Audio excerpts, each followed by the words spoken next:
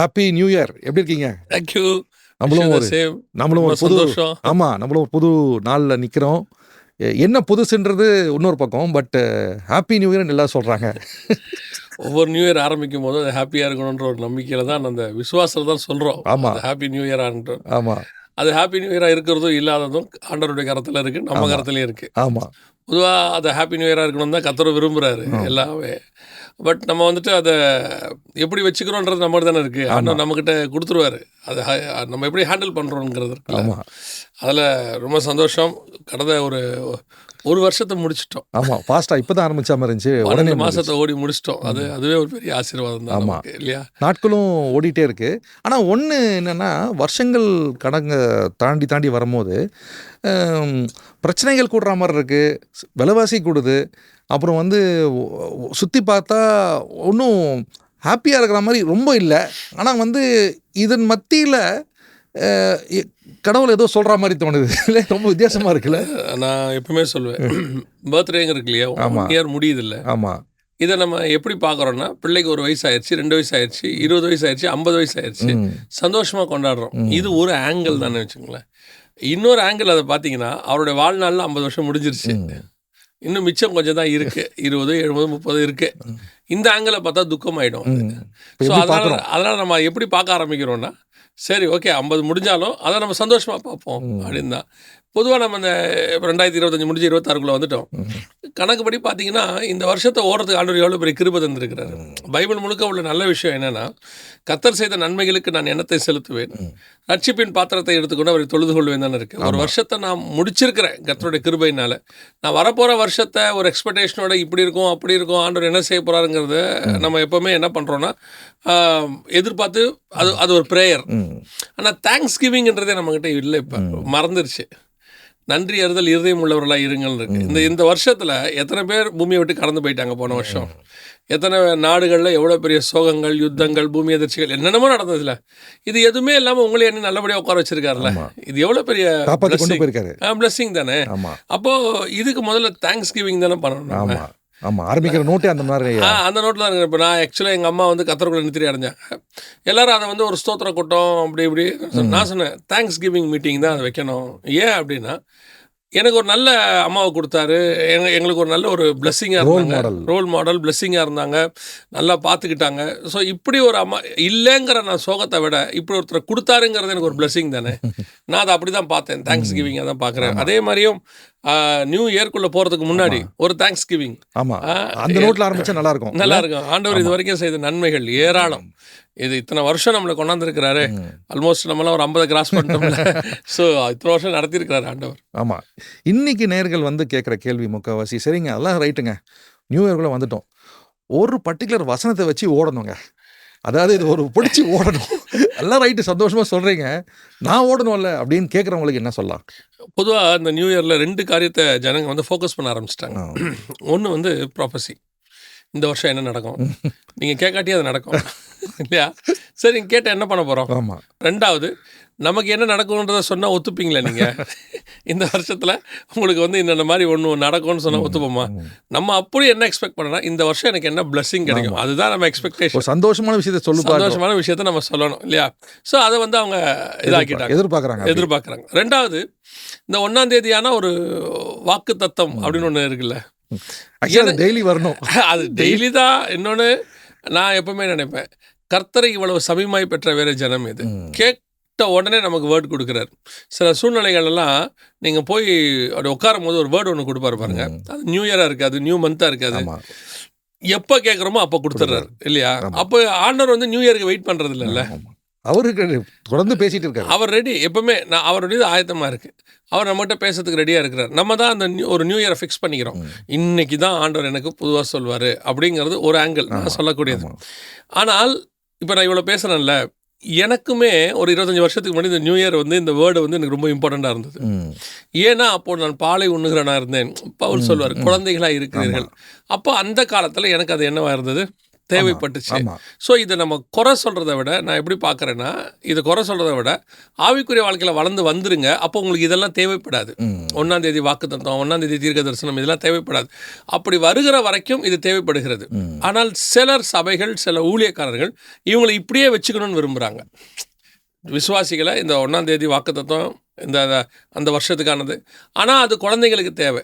அவங்கள வளர்த்து எடுத்து அவங்கள அந்த மாதிரி ஒரு எக்ஸ்பெக்டேஷனுக்குள்ளே போகாமல், எனக்கு நியூ இயருங்கிறதே ஒரு கான்செப்ட் கிடையாது. ஏன்னு சொன்னால் பைபிள்லேயே 2 கேலண்டர் இருக்குது. ஆதாம் முதலுக்கு இஸ்ரவேலர்கள் விடுதலை ஆகிற வரைக்கும் ஒரு கேலண்டர். இஸ்ரவேலர்கள் விடுதலை ஆகும்போது கர்த்தர் சொல்கிறாரு, இது உங்களுக்கு வருஷத்தின் 1ஆம் நாளாக இருக்க கடவுது. இது ஒரு கேலண்டரா? இன்னொரு கேலண்டர் இருக்குது. நோவா ஜலப்பிரளயம் முடிஞ்சு வெளியே வரும்போது பாருங்கள், நோவாவுக்கு 600ஆம் வயதாகும் வருஷம் 1ஆம் மாதம் 1ஆம் தேதி ரீசெட் பண்ணிட்டாரு. அது ஒரு கேலண்டர் இருக்கு. இப்போ நீங்கள் எந்த கேலண்டரை வச்சு பார்த்துக்கிட்டு இருக்கிறீங்கன்னே நமக்கு தெரியாது. இது 10ஆவதுக்கு இப்போ நம்ம ஃபாலோ பண்ணுறது கிரிகோரியன் கேலண்டர் இல்லையா? இது 10th செஞ்சுரியில் தான் வந்தது. ஸோ நான் என்ன சொல்கிறேன், இந்த கேலண்டர்ஸும் இதோட நியூ இயர்ஸும் ஒரு சின்ன சந்தோஷம் பா எங்களுக்கு நியூ இயர், ஓகே ரைட், ஃபேட், அது உங்களோட இஷ்டம். ஒரு அறிவுபூர்வமாக நீங்கள் யோசிக்க ஆரம்பிச்சிங்கன்னா, இந்த நியூ இயருக்கு தான் இம்பார்ட்டன்ஸா, அந்த ஒரு நாள் தானே அப்படின்னா, சிலர் என்ன சொல்லுவாங்கன்னா, ஏதோ வருஷத்தில் ஒரு நாள், அன்றைக்கி ஒரு நாள் சந்தோஷமாக இருந்துட்டு போகிறோமே, அது கூட ஏன் கெடுக்குறீங்க அப்படிம்பாங்க. உங்கள் இஷ்டம். ஆனால் கொஞ்சம் நீங்கள் ஆவிக்குரிய முதிர்ச்சிக்கு வரணும்னு நான் சொல்கிறேன். வரும்போது இது ஒரு பெரிய விஷயமாக இருக்காது. நியூ இயர் அன்னைக்கு தான் வாக்குத்தத்தம் அப்படிங்கிறது இருக்காது அப்படின்னு. இப்போது ஆக்சுவலாக நம்ம டிஸ்கஸ் பண்ணது தான் நான் உங்களுக்கு சொல்கிறேன். இதை தாண்டி நமக்கு ஆண்டவர் என்ன செய்கிறாருன்னா, சில வாக்குத்தத்தங்களை கொடுக்குறாரு. அந்தந்த சூழ்நிலைக்கு அது சில காரியங்களை கொடுக்குறாரு. நீங்கள் சொன்ன அந்த வசனத்தை நீங்களே வாசிங்களா? அதுதான் நல்லா இல்லை, மலாக்கியில் வித்தியாசமான ஒரு டேர்னிங் பாயிண்ட்டு. ஏன்னா மலாக்கின்றது கடைசி புத்தகம் ஓல்ட் டெஸ்டமெண்ட்டில். அதுவும் இல்லாமல் மலாக்கியோட புத்தகத்துக்கு அப்புறம் ஒரு ஒரு ஒரு சைலண்ட் பீரியட் இருக்குது, நியூ டெஸ்ட்மெண்ட். ஆமாம். அப்புறம் ஒரு புது எரா வருது, நியூ இயர். அங்கே ஒரு நியூ இயர் வருது. ஸோ இந்த ஓல்டு இயர் முடிஞ்சு நியூ இயர் தொடங்குது. அதான். ஸோ அப்போது அந்த ஓல்டு அண்ட் நியூ அப்படின்னு வரும்போது நடுவில் வந்து கர்த்தர் ஏதோ பேசுகிறாரு, ரொம்ப யூனிக்காக இருக்குது. மலாக்கி 3:18 வந்து ரொம்ப வித்தியாசமாக இருக்குது. தமிழில் நீங்கள் சொல்லுங்கள் பிரதர் முதல்ல. அப்பொழுது நீங்கள் நீதிமானுக்கும் துன்மார்க்கனுக்கும் தேவனுக்கு ஊழியம் செய்கிறவனுக்கும் அவருக்கு ஊழியம் செய்யாதவனுக்கும் இருக்கிற வித்தியாசத்தை திரும்பவும் காண்பீர்கள். ஆமாம், ரொம்ப டிஸ்டிங்விஷ் பண்ணுறாரு. இதை நீங்கள் ஒரு கண்டம் பண்ணுறாரு அப்படின்னாலும் எடுத்துக்கலாம், இல்லை பிளஸ்ஸிங்னாலும் இதை எடுத்துக்கலாம். எப்படி இருக்கு பாருங்க. இதை நீங்கள் எடுத்துக்கிறத, அதாவது நீங்கள் என்ன பேட்டர்னில் இருக்கீங்களோ அதை பேஸ் பண்ணி தான். நான் எப்பவும் சொல்லுவேன், ஒரு ஸ்கூலில் டைம் டேபிள் அனௌன்ஸ் பண்ணுறவங்க, படிக்காதவனுக்கு எக்ஸாம் டைம் டேபிள் அனௌன்ஸ் பண்ணியாச்சுன்னா படிக்காதவனுக்கு அது வந்து சாபமாக இருக்கும். என்னடா அதுக்குள்ளே எக்ஸாம் வந்துருச்சுன்னு. நல்லா படித்து ப்ரிப்பேர் ஆகி ரெடியாக இருக்கிறவனுக்கு அது ஆசீர்வாதமாக இருக்கும். அடுத்த லெவல் போகிறாங்க. அந்த மாதிரி தான் இந்த வசனம் வந்து 2 காரியங்களை செய்யுது. ஒன்று வந்து, நீங்கள் நீதிமானுக்கும் துன்மார்க்கனுக்கும் தேவனுக்கு ஊழியம் செய்கிறவனுக்கும் அவர் ஊழியம் செய்யாத இருக்கிற வித்தியாசத்தை திரும்பவும் காண்பீர்கள். இதை சொல்லும் போது யாருக்கு இருக்குன்னா, அந்த துன்மார்க்கன், அந்த ஊழியம் செய்யாத ஒரு கேட்டகரி இருக்குல்ல, அவங்களுக்கு இது எப்படி இருக்குன்னா, ஆண்டவர் என்ன சொல்கிறாரு, அப்போ நம்மளை வந்து இந்த வருஷம் அப்படி பண்ண போகிறாரா அப்படின்னு இவங்க யோசிப்பாங்க. அதே நேரத்தில் உண்மையாக இருக்க ஒரு நீதிமான் இருப்பான்ல, உண்மையாக ஊழியம் செய்கிறவன் தருமான்ல, இந்த நீதிமானுக்கும் ஊழியனுக்கு செய்கிறவனுக்கு என்ன டிஃபரன்ஸ் அப்படின்னு பார்க்கும்போது தெரிஞ்ச விஷயம் தான் எல்லாருக்கும். கர்த்தருடைய ரத்தத்தாலே கழுவப்பட்டவன், இயேசு கிறிஸ்துவின் ரத்தத்தினாலே கழுவப்பட்டவனுக்கு நீதிமான் என்று வேதத்தில் நம்ம சொல்கிறோம். அப்போ அந்த நீதிமானுக்கு இயேசுவின் ரத்தத்தால் கழுவப்பட்டவனுக்கும் கழுவப்படாதவனுக்கும் உள்ள டிஃபரன்ஸ். இன்னும் சொல்லப்போனால் இயேசுவை ஏற்றுக்கொண்டவர்களுக்கும் ஏற்றுக்கொள்ளாதவர்களுக்கும் உள்ள டிஃபரன்ஸ். இன்னும் சொல்லப்போனால் தேவ பிள்ளைகளுக்கும் உலகத்துக்கும் உள்ளதான டிஃபரன்ஸ். இதை ஆண்டவர் என்ன செய்ய போகிறாரு, காட்ட போகிறாரு ஃபர்ஸ்ட் வேர்ல்டுலி. இது எதை குறிக்குது அப்படின்னு சொல்லி கேட்டிங்கன்னா, எப்போவுமே ஆண்டவர்கிட்ட வந்து ஒரு பழக்கம் இருக்குது. எகிப்தில் ஒரு வாதை வருது, மோசே காலத்தில் உங்களுக்கு தெரியும். அழகாக டிஃபரன்ஷியேட் பண்ணி காட்டுவார் அந்த இடத்துல ஆண்டவர். எகிப்துக்கும் இஸ்ரவேலர்களுக்கும் உள்ள டிஃபரன்ஸ் அந்த இடத்துல காட்டுறாரு. இந்த வசனத்தின் அடிப்படையில் நீங்கள் கொஞ்சம் உள்ளே போனீங்கன்னா, இஸ்ரவேலில் ஒரு மிகப்பெரிய பஞ்சம் ஒன்று வரும். அந்த பஞ்சத்தில் பார்த்தீங்கன்னு சொன்னால், எலியா இருக்கிற வீட்டுக்கும் எலியா இல்லாத வீடுகளுக்கும் டிஃபரன்ஸ் காட்டுவார். ஆமாம் இல்லையா? அப்போ இந்த டிஃபரன்ஸ் காட்டுறதை வந்து எப்போவுமே கர்த்தர் விரும்புகிறாரு. அப்போ தான் நான் தேவன்றது அவர் நிரூபிப்பார். அவர் ரொம்ப வைராகியமாக இருக்காரு. ஏன் பிள்ளைகள், நான் அவர்கள் தேவன், அதை நீங்கள் பாருங்கள். நீங்கள் என்ன தேடலைல்ல, இதுக்கு உள்ள டிஃபரன்ஸை பாருங்கள். எனக்கு இதை விட இன்னொரு இந்த வசனத்தை சொல்லும்போது ஞாபகம் வருது. உடன்படிக்கை பெட்டி இருக்கும் டேபர்னக்கிள். இதை பெலிஸ்டியன்ஸோடைய பாளையத்துக்குள்ளே போகும், பெலிஸ்தியர் பாளையத்துக்கு போகும். அங்கே போகும்போது அந்த பெட்டி வியாதியை கொண்டாடும் அவங்களுக்கு. அதே பெட்டி அப்படியே இஸ்ரவேல் பாளையத்துக்குள்ளே வரும். இங்கே வரும்போது பிளஸிங்கை கொண்டாடும். ஓபேத்தேதோம் வீட்டுக்குள்ள பிரச்சனை எங்க வைக்கிறாங்கன்னு பொறுத்து இருக்கு. ஆமா, நம்ம கடவுளை எங்க வைக்கிறோம்னு பொறுத்து இருக்கு. அது வேணா இருக்குல்ல. அந்த டிஃபரன்ஸை கர்த்தர் காட்ட விரும்புறாருல்ல, தேவ பிள்ளைகளுக்கும் தேவ பிள்ளை அல்லாதவர்களுக்கும். பல நேரங்களில் நம்மளை பார்க்கும் பொழுது ஒரு சாராருக்கு ஒரு கோபம் வருது. அல்லது ஒரு எரிச்சல் வருது. என்ன இவங்க மட்டும் இப்படி ஆசீர்வாதமாக இருக்கிறாங்க. நீங்கள் ஒரு பொதுவான சொல்லுவேன், வீடு ஒன்று கட்டிட்டீங்கன்னு வச்சுக்கோங்களேன். நீங்கள் என்ன பண்ணுவீங்கன்னா, எல்லா ரிலேஷன்ஷிப் கூப்பிட்டு உங்கள் ஃப்ரெண்ட்ஸ் எல்லாம் கூப்பிட்டு ஒரு டெடிகேஷன் ஒன்று வைப்பீங்க. இதை எதுக்காக நீங்கள் வைக்கிறீங்க அப்படின்னா, அவங்க வந்து நம்மளை ப்ளஸ் பண்ணுவாங்கன்னு தான். எத்தனை பேர் ப்ளஸ் பண்ணுவாங்கன்னு நினைக்கிறீங்க? இல்லையா? கட்டிட்டோம்ப்பா. எப்படி கட்டியிருப்பான், இவனுக்கு மட்டும் எப்படி இவ்வளோ காசு வருது, என்னமோ பண்ணுறான், ஒழுங்கமாக நம்மளால் செய்ய முடியுமா? அவனோட தாட்டே உங்களை வந்து நீங்கள் பிளஸ்ஸிங்காக இருக்கிறது அவனுக்கு பிடிக்காது. ஆனால் கர்த்தர் என்ன பண்ணுறாரு, பிளஸ்ஸிங்கை வச்சு காட்டுறாரு. நீ சொல்லு, நீ பேச பேச. நீங்கள் பாருங்கள், தாவீதை பற்றி சவுல் பொறாமை கொள்ள கொள்ள கொள்ள தாவீதை கர்த்தர் உயர்த்திக்கிட்டே இருப்பார். இத்தனைக்கும் அவன் ஒன்றும் பண்ணல, நேச்சுரலாக இருக்கா. தாவீது பண்ணுறது சவுலுக்கு ஃபெய்த்ஃபுல்லாக தான் இருக்கா. ஆமாம், ஃபெய்த்ஃபுல்லாக இருப்பான், சவுலுக்கு தேவையான காரியங்களை செய்வான், கொல்ல வாய்ப்பு வரும்போது கூட கொல்ல மாட்டான். இன்னும் சொல்லப்போனால் சவுலுக்கு தாவீதை வச்சு நம்ம அந்த அந்த அந்த ஒரு காட்ஸ் இது இருக்கேன்னு சென்ஸ் பண்ணல பாருங்க. அதுதான் வித்தியாசமாக இருக்கு. இன்னொரு பெரிய விஷயம் என்னன்னா, கர்த்தர் தாவீதோடு இருக்கிறார் என்று சவுல் அறிந்து நிற்பான். எல்லாம் இருக்கும், ஆனாலும் ஒரு ஒரு சின்ன லைட்டாக பேர்னிங் ஒரு ஹியூமன் எலிமெண்ட் இருக்கு, எரிச்சல் இருந்துகிட்டே இருக்கும். என்னடா அவன் இப்படி மேலே போகிறான், என்னடா ஆசீர்வாதமாக இருக்கான். அது இது வந்து இன்னைக்கு உள்ள மீடியா காலத்தில் இப்படி சொல்லலாம். இப்போ ஒரு ஊழியக்காரர் நல்ல ஒரு பாட்டு ஒன்று ஒரு 5 மில்லியன் 1 மில்லியன் போயிடுச்சு, 2 மில்லியன் போயிடுச்சுன்னா, இன்னொரு பாடுறவருக்கு ஏன் இவன் பாட்டு மட்டும் இப்படி பாடுது, ஏன் இவர் பாட்டு 5 மில்லியனுக்கு போகட்டுமே, என்ன இப்போ கர்த்தர் ஒருத்தரை கேட்க வைக்கிறாரு, கேட்குறாங்க இல்லையா? ஆமாம், அவன் மேலே வரட்டும். இல்லை என் பாட்டு அதை விட நல்ல பாட்டுங்க, யாரும் கேட்க மாட்டான், அதனால தான் கேட்க மாட்டான். உனக்கு அந்த எண்ணம் இருக்குல்ல, என் பாட்டு நல்ல பாட்டு, அவன் பாட்டை விட உங்கள் பாட்டு நல்ல பாட்டுன்னு சொல்லுங்கள், அவனை விட நல்ல பாட்டுன்னு சொல்லாதீங்க. அவனோட கர்த்தர் இருக்கிறாரு, ஏதோ இருக்குது. இன்னொன்று நம்ம புரிஞ்சுக்கணும். என் காலம் வருகிற வரைக்கும் கர்த்தர் என்னை இப்படி தான் வச்சுருப்பார். எனக்கு ஒரு காலம் வந்த உடனே கர்த்தர் என்ன போயிடும், உயர்த்த போகிறாரு. நான் ஏற்ற காலத்தில் உயர்த்த முடிக்கும், பலத்த கருத்துக்குள் அடங்கிடு. நான் அதுக்குள்ளே எனக்கு ஒரு பொறாமை ஒன்று வருது, என்ன அவன் எப்படி ஆயிட்டான், இப்படி ஆயிட்டான். அப்போது இந்த டிஃபரன்ஸை வந்து கர்த்தர் வேணுன்ட்டே கட்டுறாரு. வேணும் மீன்ஸ் அவர் தேவன் என்பதை நிரூபிக்கணும். இன்னொரு பக்கம் இவன் நீதிமான்ல, அவன் செய்கிற எத்தனையோ விதமான காரியங்களை அவன் செய்யாமல் சாக்ரிஃபைஸ் பண்ணுறான்ல. சில ஆட்கள் பார்த்தீங்கன்னா அங்கேயும் இருந்துப்பாங்க, இங்கேயும் இருந்துப்பாங்க இல்லையா? அவன் நீதிமானாக இருந்து ஏதோ சாக்ரிஃபைஸ் பண்ணுறான்ல, இவன் அதை பண்ணலைல்ல. அப்போ அவனுக்கு ரிவார்ட் கொடுக்கணும்ல. அது ஒன்று. ரெண்டாவது, அவன் சாக்ரிஃபைஸ் பண்ணுறது இவனுக்கு தெரியாது. எக்ஸாக்ட்லி. ஸோ அப்போது ஆனால் வந்து பிளெஸ்ஸிங்கை மட்டும் தான் இவர் மேலே உயர்த்தது தான் பார்க்குறாரு ஒழிய, இது வந்து எல்லா உயர்த்தப்பட்டவனுக்கும் நடக்கிறதான ஒரு பாவம். அது என்னன்னா, ஒரு உதாரணத்துக்கு இப்போ நம்பிக்கை டிவியே இருக்குது, நீங்கள் இவ்வளோ தூரம் வந்து உட்காந்துருக்கீங்கல்ல, இன்றைக்கி வரவங்களுக்கு என்ன தெரியும், அஸ்வினுக்கு என்னப்பா, நான் உங்கள் கூட உட்காந்து உங்களுடைய காரியங்கள் எல்லாத்தையும் கேட்டிருக்கிறேன். நீங்கள் ஒரு காலத்தில் எவ்வளோ கஷ்டப்பட்டு வாடகை இடத்துல இருந்து ஒரு இடத்துல இருந்தானே மேலே வந்திருக்கோம். ஆமாம் இல்லையா? எல்லா உயர்த்தப்பட்ட ஊழியக்காரங்களுக்கும் 70% ஃபர்ஸ்ட் ஜென்ரேஷனில் உள்ளவங்க நீங்கள் எடுத்தீங்கன்னா அப்படி தான் இருக்கும். செருப்பு தேய நடந்தவங்க தான் இன்றைக்கி வந்து காரில் போயிட்டுருப்பாங்க. அப்போ அவங்களுக்கான ஒரு ரிவார்டுன்னு ஒன்று இருக்குல்ல, ஆண்டவர் ஏதோ ஒன்று உலகத்தில் கொடுக்குறாருல, அதை கூட இவனால் பொறுத்துக்க முடியாது. பார்த்தோன்னே இவன் இப்படி இருக்கான், அவன் எப்படி இருப்பான். ஒரு 10% தப்பாக மேலே முன்னேறி இருக்கு, அவனை பார்க்கும்போது அவனை நம்மளையும் சேர்த்துப்பாங்க, இவனும் அவனை மாறுத்தான். இல்லை, ஆண்டவர் அந்த நீதிமானுக்கு அவனுக்கு என்னத்தை உண்டாக்குறாரு, வித்தியாசத்தை உண்டாக்க விரும்புகிறார். நாம் பிளஸ்ஸிங்காகவே உங்களுக்கு சொல்கிறேன், நாம் நீதிமானாக இருந்தால், கர்த்தருக்குள் உண்மை உள்ளவர்களாக இருந்தால், நிச்சயமாக கர்த்தர் வித்தியாசத்தை உண்டாக்குவார், காட்டுவார். இது வந்து எல்லா காலத்திலும் இருக்குது. ஒரு ஆரோனும் அபிஷேகம் பண்ணப்பட்டவன் தான். இன்னும் சொல்லப்போனால் ஆரோன மாதிரி ஒருத்தனை அபிஷேகம் பண்ண முடியாதுன்னு இருக்குது. ஆனால் மோசையை ஆண்டவர் வச்சிருக்கிறாரு. இது 2 பேருக்கு டிஃப்ரென்ஸ் இருக்குல்ல. ஆரோன் பேசின உடனே ஆண்டவர் கோவப்படுறாருல, நீ எப்படி மோசையை பற்றி பேசலாம், அந்த டிஃபரன்ஸை காட்டுறாரு இல்லையா? நான் மோசஸ் ஜாக்கிரதை வான் பண்ணுறேன். அப்போ நீங்கள் எவ்வளோ தேவனுக்கு உண்மை உள்ளவர்களாக இருக்கிறீங்களோ அவ்வளோ தூரம் டிஃபரன்ஸை கர்த்தர் காட்ட உண்மை உள்ளவராக இருக்கிறார். நமக்காக அவர் வைராகியம் பாராட்டுறார். அதை வந்து தம்முடைய பிள்ளைகளுக்கு எப்பொழுதும் கர்த்தர் செய்வார். அது எந்த காலகட்டமாக இருக்கட்டும், நான் சொல்லுவேன், அது வந்து மனசாட்சியின் காலம்னு சொல்லுவாங்க, ஆதாம் முதல் நோவா வரைக்கும் அந்த காலமாக இருக்கட்டும், அல்லது நோவாவிலேருந்து இயேசு கிறிஸ்து வரைக்கும் இருக்கட்டும், நியாயப்பிரமாண காலம் எந்த காலமாக இருக்கட்டும், இல்லை இயேசு கிறிஸ்துலேருந்து ராஜாக்கள் காலம் இவ்வளோ வரைக்கும், நான் சொல்கிறது உலக பிரகாரம் இந்த காலத்தில் ரோம சாம்ராஜ்யத்திலேருந்து இப்போ டெமோக்ரஸி, எந்த காலமாக இருக்கட்டும், தம் பிள்ளைகளுக்கு ஒரு வித்தியாசத்தை கர்த்தர் கண்டிப்பாக கட்டுவார். அவர் நேச்சர் அவர் மாற்றவே, அவர் நேற்று இன்று மாறாதவர் தானே. அவர் எந்த காலத்தில் உண்மை உள்ள மனுஷன் பரிபூர்ண ஆசீர்வாதங்களை பெறுவான். இந்த வருஷம் உங்களுக்கு சொல்கிறேன், நியூ இயர் ஸ்டார்ட் பண்ணுறாங்க, உங்களுக்கு சொல்கிற வார்த்தை என்னென்னா, நீங்கள் உண்மை உள்ளவர்களாக இருந்தீங்கன்னா எல்லா இயருமே உங்களுக்கு பிளஸட்ஃபுல் இயர் தான். இந்த வருஷம் தான் கர்த்தர் உங்களை பிளஸ் பண்ணணும்லாம் இல்லை. நான் எங்கள் அம்மாவை குறித்து நான் கூட இருந்து பார்த்ததுனால சொல்கிறேன். எங்கள் அம்மாவை நான் வந்து நினைவு தெரிஞ்சு ஒரு 4 வயசுலேருந்து பார்க்குறேன். அப்போ எங்கள் அம்மாவுடைய உழைப்பு, எங்கள் அம்மாவுடைய உண்மைத்தன்மை, அவங்க காசை கூட யாராவது எக்ஸ்ட்ராவாக கொடுத்துட்டாங்கன்னா திருப்பி கொண்டு கொடுத்துட்டு வந்துடுவாங்க.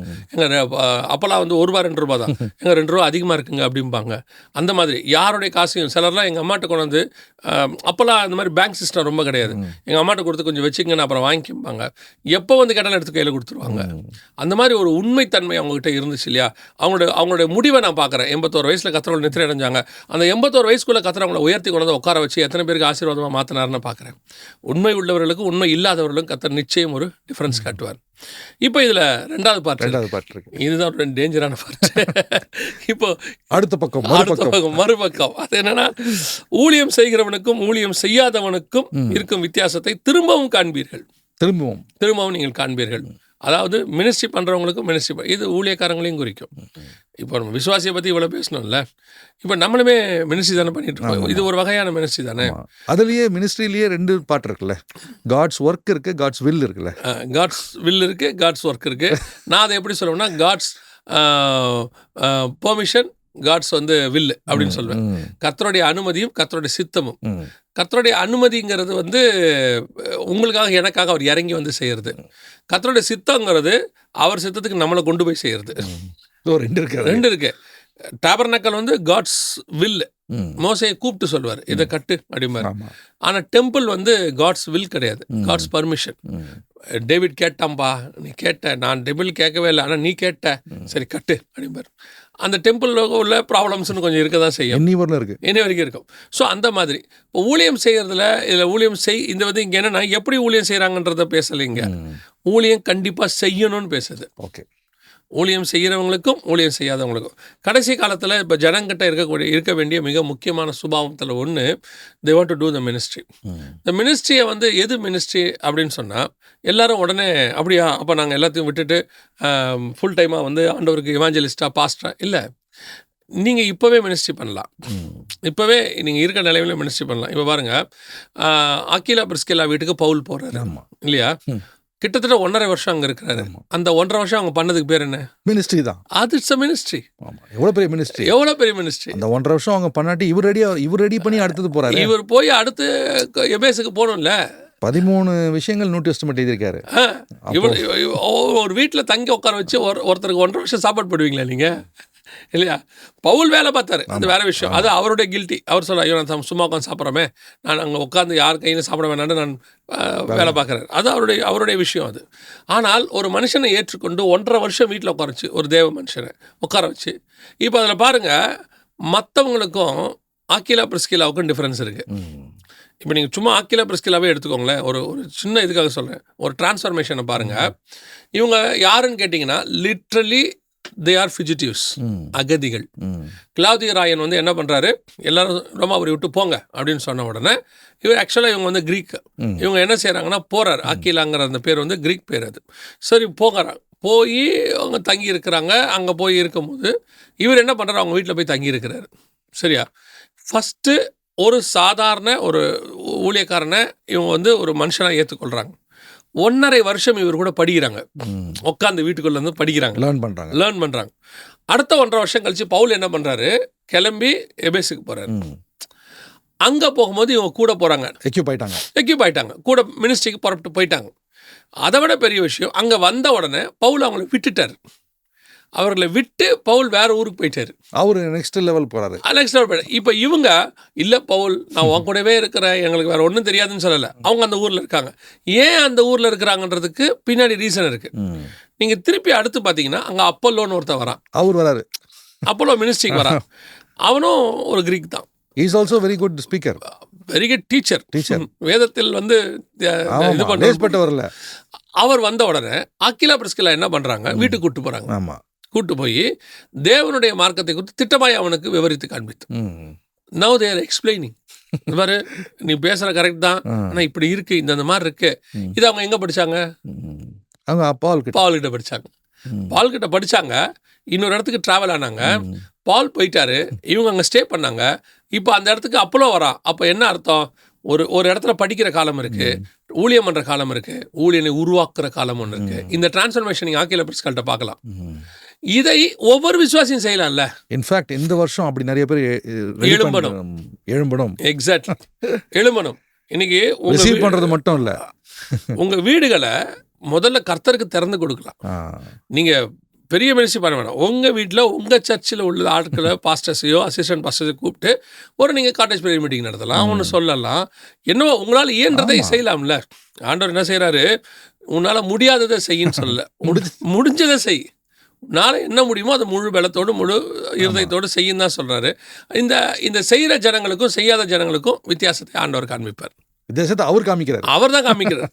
அதுவும் அதாவது நான் என்ன சொல்கிறேன், செய்கிறவன் எல்லாருக்கும் பார்வைக்கு முன்னாடி குறைவுள்ளவனாக காணப்படுவான் இங்கே.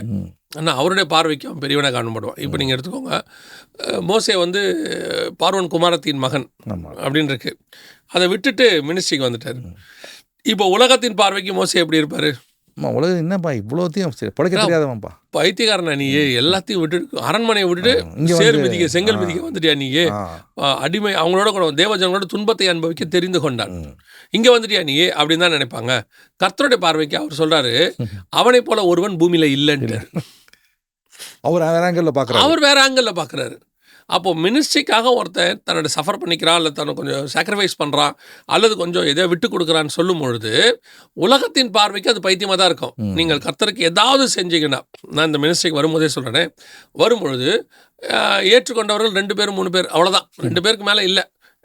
சரி ஆண்டவர் சொல்லியிருக்காரா, மினிஸ்ட்ரிக்கு வந்துட்டே ஓகே அப்படின்னு சொன்னது ஒரு 2-3 பேர் தான். பெரும்பான்மை 98% என்ன திட்டினாங்க. கேட்டவங்கலாம் சொன்னாங்க, நீ எதுக்கு லண்டனில் இருக்க வாழ்க்கையை விட்டு எவனா நீங்கள் வருவானா, பைத்தியக்கார மாதிரி பண்ணுற நீ. ஒரு சிலர்லாம் எங்கிட்ட திருப்பி சொன்னாங்க, நீ திருப்பி போயிடுப்பாங்க அப்படின்னாங்க.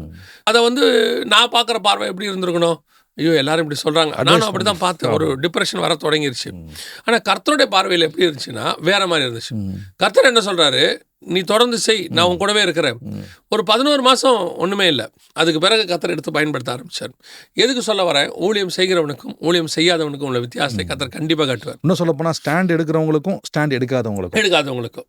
இன்றைக்கி இந்த இடத்துல உட்காந்து நான் பேசிகிட்டு இருக்கிறேன், நம்பிக்கை டிவிக்குள்ளே உட்காந்துருக்கேன் அப்படின்னா, இது அன்னைக்கு கர்த்தர் நம்ம சொன்னதுக்கு கீழ்ப்படிஞ்சதனுடைய டிஃப்ரென்ஸை காட்டியிருக்கிறார். இன்றைக்கி அன்றைக்கி நான் வரலன்ட்டு வேலை பார்த்துருந்தா கன்ஃபார்மாக எனக்கு ஒரு வீடு கட்டியிருப்பேன், மனைவி பிள்ளைகளை வச்சுருப்போம், குடும்பத்தை நல்லா பார்த்துருப்போம். ஓகே, ஏன்னா ஆண்டவர் கூட இருக்கிறார், ஆண்டவர் அறியாதவன் இல்லை. அப்போது எதுக்கு நான் சொல்ல வரேன்னா, நான் இருந்த இடத்துலையே எல்லா விதமான காரியங்களும் இலவசமாக கிடைக்கிற காலம். ஆனால் அங்கேயே கர்த்தர் எதையும் அணுகாதபடி பத்திரமா பாதுகாத்து தான் இந்தியா கூப்பிட்டு வந்தார். அப்போ இங்கே வந்தபோது இந்த இடத்துல இந்த டிஃபரன்ஸை கொண்டு காட்டுறதுக்கு, நான் அங்கே வேலை பார்த்துருந்தாலே கர்த்தர் என்ன நல்லபடியாக வச்சு ஆசீர்வச்சிருப்பேன். பட் ஊழியம் செய்கிறவனுக்கும் ஊழியம் செய்யாதவனுக்கும், அன்றைக்கி நான் வராமல் இருந்திருந்தால் ஒரே ஒரு குடும்பம், என் குடும்பம் நல்லபடியாக இருந்திருக்கும், மாற்று கருத்தே இல்லை. என் சந்ததி நல்லா இருந்திருக்கலாம், தெரியாது. என் பிள்ளைகள் அதை அழிச்சிருப்பாங்களா வச்சுருப்பாங்களா அதுவும் எனக்கு தெரியாது. ஆனால் ஒன்று மட்டும் நிச்சயம், ஊழியத்துக்கு வந்ததில் கர்த்தர் கண்டிப்பாக வித்தியாசத்தை காட்டியில் இருக்கிறார். நான் ரொம்ப சந்தோஷமாக சொல்கிற ஒரு விஷயம் என்னென்னா, அதை சாட்சியாக கூட சொல்வேன். நான் எப்பவும் நினைப்பேன், ஆண்டவரே ஒரே ஒரு ஆத்மாவையாவது நான் பரலோகத்துக்கு என்ன செஞ்சிடணும், கூட்டு போயிடணும், வெறுங்கையாக மட்டும் நான் வந்துடக்கூடாது அப்படின்னு நான் எப்பவுமே நினைப்பேன். ஒரு ஆத்மாவை வரணும். அப்புறம் 30 ஆத்மான்னு ஜெபம் பண்ணேன், ஆண்டவர் நான் ஒரு 30 பேரையாவது உருவாக்கிடணும் ஆண்டவரே அப்படி என் லைஃப்பில். அது என்னுடைய தேவை. அப்போ நான் ஒரு மீட்டிங்காக ஈரோடுக்கு போயிருந்தேன். ஈரோட்டில் மீட்டிங் முடிச்சுட்டு ஒரு நல்ல ஒரு 1000, 2000 பேர்கிட்ட க்ரௌடு அது. ஸோ அந்த க்ரௌடுக்கு நடுவில் வேக வேகமாக வெளியே வரேன், வண்டியில் ஏறி போகலான்னு சொல்லிட்டு வரும்போது ஒரு வாலிப பிள்ளை ஒரு நிமிஷம் அப்படின்னு கூப்பிட்றாப்புல. கூட்டத்தில் நின்னோம்னா எல்லோரும் சொல்லிடுவாங்க இல்லையா, இல்லைம்மா என்ன சொல்லுங்கள் நான் போகிறேன், ஒரே ஒரு நிமிஷம் நில்லுங்க அப்படின்னு நின்று சொன்னாப்புல. நீங்கள் சொல்லுவீங்கள்ல பரலோகத்துக்கு ஒரு ஆளையாவது கூப்பிட்டு போனோன்னு, தைரியமாக போங்க, நான் வருவேன், உங்கள் மூலிமா ஆண்டவர் என்ன ரட்சிப்புக்குள்ள நடத்தியிருக்கிறாரு, நான் ஆண்டவருக்குள்ளே வந்திருக்கேன், கர்த்தர் கண்டிப்பாக பரலோகத்துக்கு கூப்பிட்டு போவார், தைரியமாக போங்க அங்கிள் அப்படின்னுச்சு. அதை கூட சொல்ல வைக்கிறார். அந்த ரிசல்ட் இருக்குல்ல, அதை கேட்கும் போது நம்ம என்ன மினிஸ்ட்ரி பண்ணோம், எப்படி சாதிக்கிறோங்க, அதெல்லாம் வேணவே வேண்டாம். பவுலை விட யாரும் இங்கே சாதிக்க போகிறதெல்லாம் கிடையாது. நம்மளை பொறுத்த வரைக்கும் இதுதான் டிஃபரன்ஸ். ஒரு இருதயத்துக்குள்ள ஒரு சந்தோஷம், ஒரு ஆள் பரலோகத்துக்கு இருக்குது, நம்ம ரெடி பண்ணியிருக்கோம் அப்படின்றது. இந்த மாதிரி ஆண்டவர் எல்லா டிஃப்ரென்ஸையும் கொண்டாடுறாரு, விசுவாசியிலேருந்து ஊழியக்காரன் வரைக்கும். இது நம்ம விசுவாசிகளுக்கு பேசுகிறோம். ஊழியக்காரர்கள் உண்மையாக ஊழியம் பண்ணுறவனுக்கும் ஊழியம் பண்ணாதவனுக்கும் அது ஒரு எவ்வளோ டிஃப்ரென்ஸ் காட்டுறாரு. இல்லையா? ஆமாம். அப்போ இந்த வருஷம் புதுசாக ஆரம்பிக்கிறவங்களுக்கு இந்த டிஃப்ரென்ஸை காட்டுவார். ஆமா. நல்லா காட்டுவார். என்னன்னா, அதுவும் இது கடைசி காலம். 1 மணி நேரம் வேலை பண்ண வேண்டிய இடத்துக்கு நம்ம வந்திருக்கோம். 10 மணி நேரம் வேலை பண்ணவங்க, 11 மணி நேரம் வேலை பண்ண அவங்களுக்கும் கூலி உண்டு. அப்போ இந்த 1 மணி நேரம் வேலை பண்ண போகிறோம், 11th hour மினிஸ்ட்ரி இருக்கு இல்லையா, இந்த 1 மணி நேரம் வேலை பண்ண போகிறான்ல, இவனுக்கு ஆண்டவர் பெரிய டிஃப்ரென்ஸ் காட்டுவார். ஏன் அப்படின்னு கேட்டிங்கன்னா, நீங்கள் கார் வாங்க ஷோரூமுக்கு போனீங்கன்னா, நீங்கள் அந்த காரை வாங்க வைக்கிற ஆள் யாராக இருப்பார்னு நினைக்கிறீங்க உங்களை? ஆக்சுவலாக நம்ம சேல்ஸ் அந்த பண்ணுற ஒருத்தர் அவர் தான் உங்ககிட்ட சொல்லுவார், காட்டுவார். எல்லாம் பேசி அவர் கன்வின்ஸ் பண்ணுறதுல தான் நீங்கள் கன்வின்ஸ் ஆகணும். ஆமாம், அவர் நிறைய பேசுவார். அந்த காரில் இல்லாததையும் பேசுவார் அவர், இல்லையா? அவ்வளோ பேசுவார்ல. காரை வாங்க வைக்கிறதுக்கு முன்னாடி நம்ம ஓட்டுற மாதிரியே காட்டுவார். ஆமாம். ஆக்சுவலாக அந்த காருக்கும் அவருக்கு சம்மந்தமே இல்லை, தெரியுமா? இன்னும் சொல்லப்போனால் அவரே அந்த கார் வச்சிருப்பாரா தெரியாது. அந்த கார் அவர் மேனுஃபேக்சர் பண்ணலை, அதில் இல்லை இன்ஜினோடைய கான்செப்ட் அவர் படித்ததோடு சரி, உருவாக்கலை, எதுவுமே தெரில. பட் நீங்கள் யாரை நம்பி வாங்குறீங்க? அவர் சொல்கிறாருன்னு அவரை நம்பி தானே வாங்குறோம். அதே மாதிரி தான் ஆண்டவர் இந்த கடைசியாக ஒருத்தர் வெளியே வேலை பார்க்க போகிறான். இப்போ 11th hour இவங்க எல்லாம் மாதக்கணக்கு வேலை பார்த்துருப்பாங்க அந்த காருக்கு. அவன் கடைசியாக 10 நிமிஷம் உங்ககிட்ட பேச போகிறாரு, அரை மணி நேரம் பேச போகிறாரு. ஆனால் அவர் பேசுகிறத வச்சு தான் நீங்கள் வாங்குறீங்களா வாங்கலையாங்கிறதே கான்செப்ட், கரெக்ட் இல்லையா?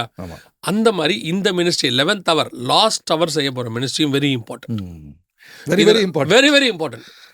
நீங்கள் அதை தள்ளுவதற்கு இல்லை.